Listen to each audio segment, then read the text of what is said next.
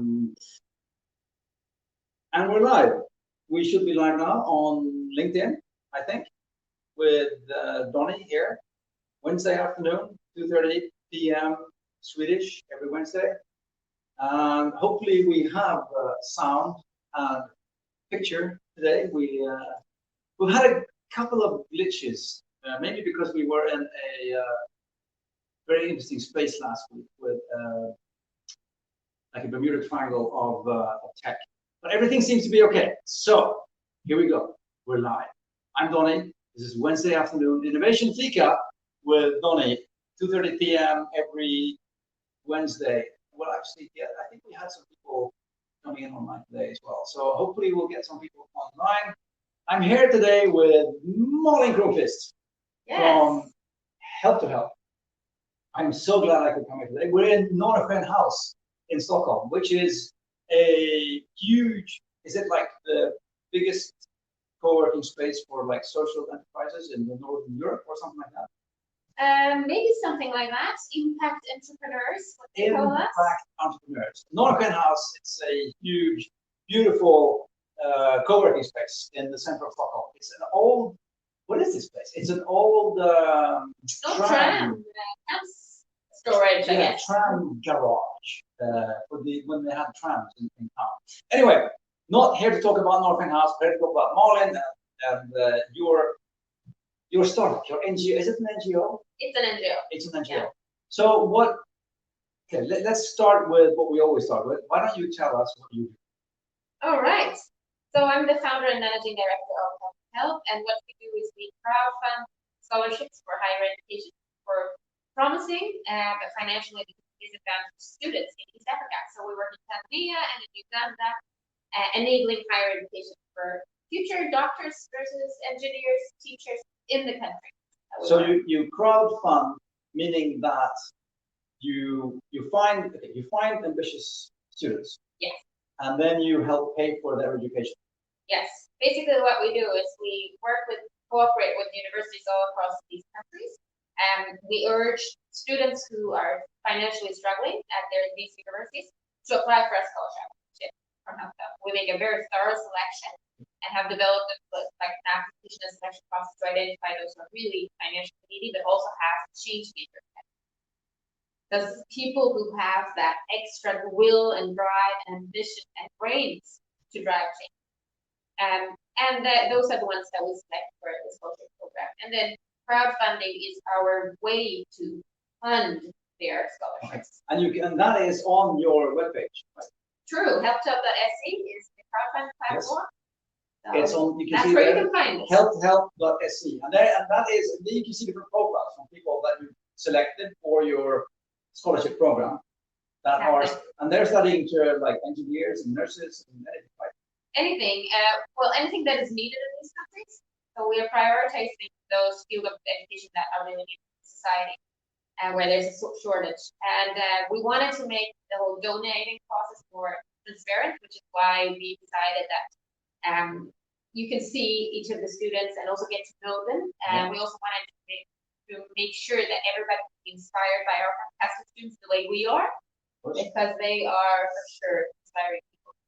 I know. I mean, I've seen some of the films that they've shared of themselves, and I've also followed. I followed the case, so let's So Help to Help, helptohelp.se, a crowdfunding site for ambitious students. These students that have the biggest potential to make a big change in this site. Yeah. And I know that you speak a lot about doctors and nurses. I know you've done the comparison that like in one hospital in Stockholm, there are more doctors than there are in a whole country. Definitely. In Tanzania, for example, there are roughly, it's hard to know the exact figures because it changes all the time. But there are roughly 2,000 documented doctors in the whole country. There are 58 million people in Tanzania.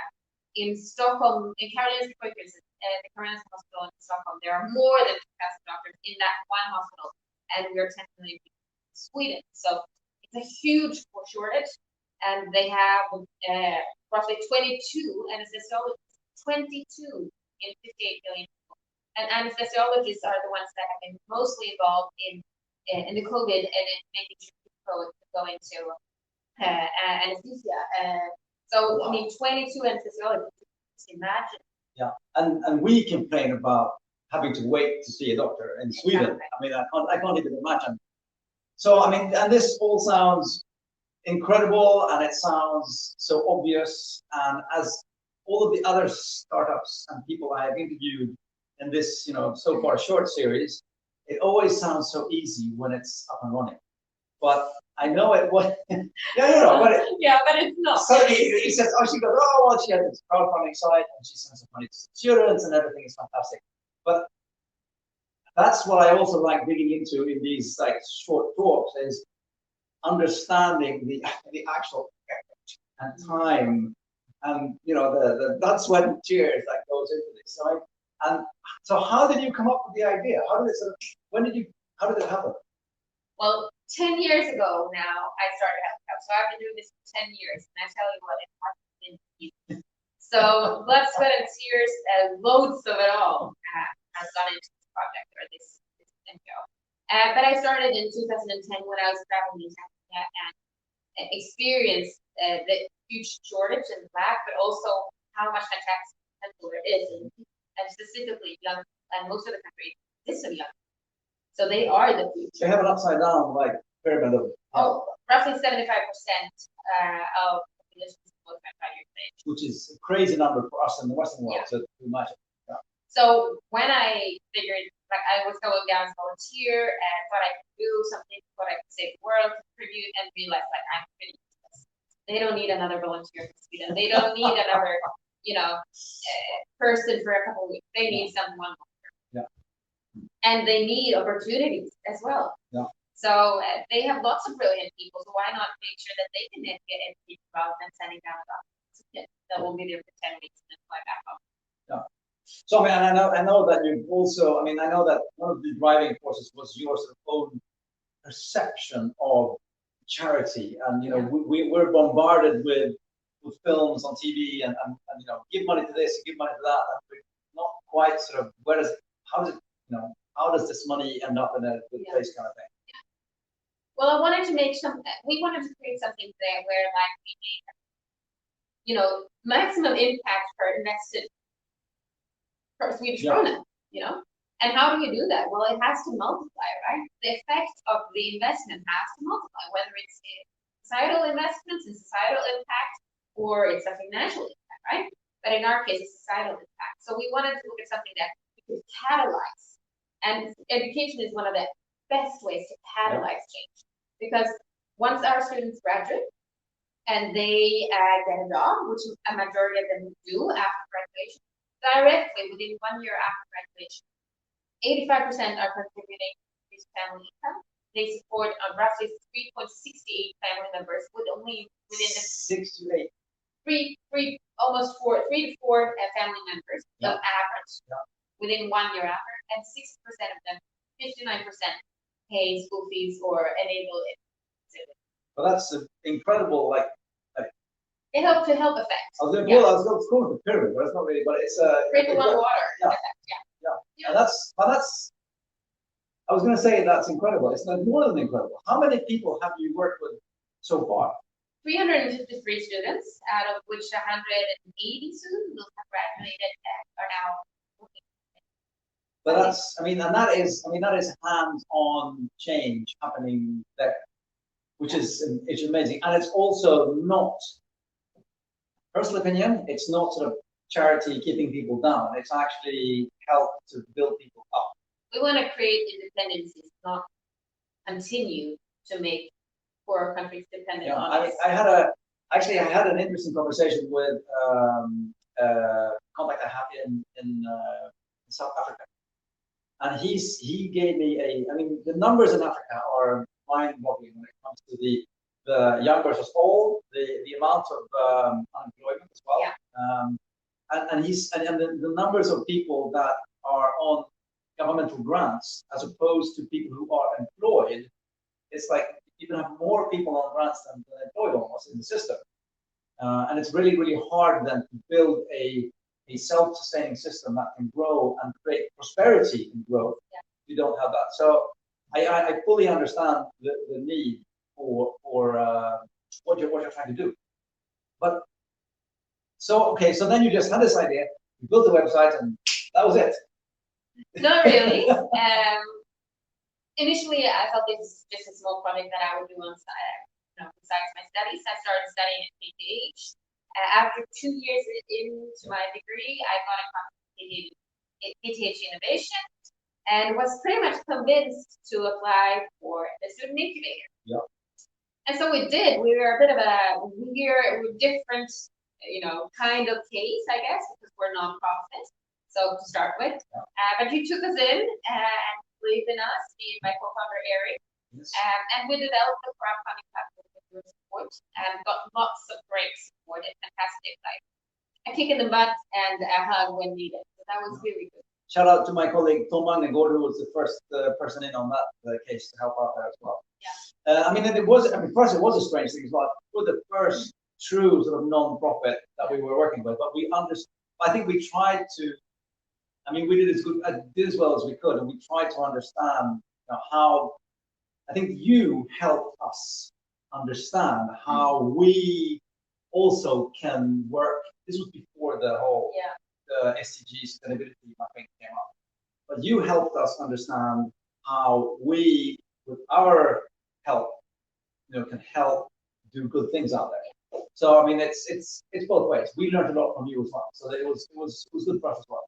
Well, I think it's like also these days you support entrepreneurs with good ideas, right? A little bit regardless of what kind of idea. There are some limitations support. They have to be connectivity, etc. There has to be some kind of technology involved. But I was very happy that you did that because it's also it's given us so much, and I think during the last 4 years I've been able to at least talk to everybody about how great innovation is. Anyway, so then so then you had a co-founder, you came to us, you had a website, but how did you actually sort of get started with? Because you needed something in Tanzania. Well, Tanzania was always there. Like we started in Tanzania, we traveled down a lot to do the groundwork. Yeah. And then quite soon we got to we picked up a few of our own students that became volunteers with us. And after a while, in 2015, we employed our first staff in Tanzania. And that was when things really took off. Yeah. Before that, we had been up about a project that day, Yeah. and that's when we started working full time. And since then, that's when it's been rocking. So that's how it took off. And I think it's, again, every time I do these interviews, short talks, for anybody tuning in now, my name is Donny. Every Wednesday I go live with a person or a startup, but usually both in the same room together. And it always sounds like the most obvious, best idea you've ever heard. And it's up and running. Last week we had this climate labeling startup, and they signed 100 restaurants, and they're like this. But the fight to get to the first restaurant and the second restaurant. And I know for a fact, for your case, I also know that one very obvious thing is it's one thing to go there for a week and say, hey, I have this idea, here's a project, and they go, yeah, we've heard that one before. And then it's a whole different thing when you have staff on the ground and you say, we're here for the long run, we're committed. And that makes all the change. I think it also depends on what kind of startup you are running. If you work with education, you can't expect short-term results. No. The whole thing with education is that it has long-term perspectives, a long-term investment, it makes fantastic impact, but it's not like, it doesn't work like that. People have to earn a degree, go out there and work. So you can't expect us to make a huge impact in 2 years and then just exit or whatever. So, and you can't, the same when it comes to the climate, right? You can't expect climate change in 2 years. So depending on what kind of project you're running or what kind of startup, you have to have a mindset that matches the business idea, right? So for me, 10 years is like, we just got started in many ways, even if I work for this. But I've always wanted to make I'm not, well, I'm more a marathon runner. I'm not, but like more that than a sprinter. I don't run marathons, but if I would choose to run, I would choose to run far rather than fast. Yeah, I mean, I think that the saying that a startup isn't a sprint, it's a marathon, but actually it's an ultra marathon in the mountains in really bad weather. It is. Because and you're saying, I mean, and that's what you're saying. 10 years into the game, now you feel that you're getting started. And that is my biggest critique to these 24-hour start competition things, where you have come here, start having, which is fun, but the work doesn't start until you're actually out there. You actually work on it. And I think that when it comes to perseverance, I think that you've proven the point that it takes a long time and a lot of effort, because you have. I mean, how did you get how are you funded? How do you make money? Well, for a while we tried to squeeze what we're doing into like a corporate model thing. Didn't work out too well, but we were business minded. That would work. We are not profit. So we're funded by grants and donations. So donations from private people through the crowdfunding, and through corporate partnerships with companies and philanthropies, the large extent. And we are looking at other ways to sort of increase funding. We're looking at a study loan model. It's a little bit complicated working market. There's not a lot of financial trust. And there's not a people are not used to taking loans, for example. But today, fund donations and grants and corporate partnerships. Yeah. And how do you see the future of where are you like in another 10 years? Well, in another 10 years, we are definitely reaching a much larger crowd. And so I think from where we are now, we can just make a much more impact with the same investment. We're so much more efficient and scalable today. Yeah. In how we use technology and digital resources for to make collection, communication, internal processes, monitoring, evaluation, and follow-up. So probably reaching 10,000 students in the next coming year, and hopefully inspiring other people to take our model to other parts of the world. Because even if we can't speak all over the world, we're hoping that other people can take our concept and start it up in other parts. Well, I mean, I'll put the website up here on the image again. I mean, feel free to get in touch with Help to Help and with Malin. Support them, support the students they're supporting. If you think it's a great idea and you are in some part of the world that would want to work with this, get in touch with them. There's always something to learn. There's always something to be inspired by, and there's always a lesson to learn. So feel free to get in touch with anybody that you see here online as well. This is one of the. I mean, all of the startups we work with are kids. At school, and we're like really proud parents crying at the end of the school play and things like that. But I mean, this is one of the startups that I think that has affected us a lot as well in KTH Innovation, because it was, as I said, it was the first of its kind, and I think it taught us a lot about how to work with sustainability and how to work with impact entrepreneurship. So I mean, we're very, very happy that you chose to come to us as well. Before we sign off these last 2 minutes, is there anything else you want me to ask you, or anything else you want to say to the world before we sign off? Well, one thing that I've learned a lot is that today there's so much fantastic technology out there, third-party solutions. So if you don't have like your own technical solution as your core, like something that's completely new, then try to see how far you can come and see for prototype or first version of your product by using third-party solutions, because you'll save so much time, so much money. Don't reinvent something that already exists. If it's a database, if it's a CMS, whatever it is, use third-party solutions, and you'll get far ahead of everybody else. And thank you for saying that, Molly. I mean, you have no idea how grateful I am that you just said that, because I see so many startups that, without understanding it, suddenly they sort of, they start building their own tech. And I'm saying that's not your business idea to build that product. There are, so very good add-on. Thank you very much. Oh yes, one more thing. We actually had one thing, and that was climbing Kilimanjaro.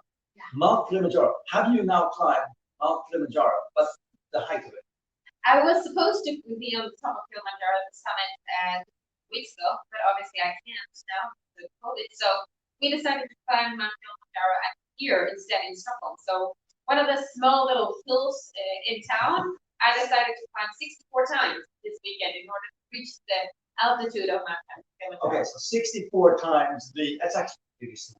So I mean, no, Yeah. 64 times the biggest hill in Stockholm is Mount Kilimanjaro. That's true. Okay, and it was you and Ola Skinnamo is an adventurer. yes, One of Sweden's most famous adventurers. Yeah. And actually a lot of other people who came to join us in our climb. That was fantastic. I feel kind of bad that I wasn't there climbing Kilimanjaro, but Should have. I was there in spirit. No, I mean that was like how. Okay, so 64 times how much? How high is? 93 meters. You mean our hill isn't even 100 meters high? Okay, 64 times 93 meters equals Mount Kilimanjaro, and that is what Malin Cronquist Help, who is one of Sweden's most well-known adventurers. But I was like, that was for both attention and for fundraising. Yeah, both of it. Okay. So yeah, it was supposed to spread the word and raising the fact that we have to keep investing in education, even in the middle of a pandemic. We have to start thinking long term. I think that even more in the pandemic that we need to invest in education. I mean, because goes without saying. Anyway, some really, really good thoughts from Malin in Help to Help. Don't build your own tech, not to start with. It takes time and effort. Don't underestimate the power of actually being local in the market where you are, because as they say, the internet is global, but the market is local. That, of course, and 10 years into the game. 10 years into the game. See you in another 10. Indeed, I'm looking forward to it. That's the play date. In 10 years, I'm here again, or wherever we are now. Thank you, everyone. Thank you. See you next Wednesday, 2:30 p.m. Swedish for another interview. But today, signing off with Malin from Stockholm, Northern House. Thank you, world. Goodbye, everyone.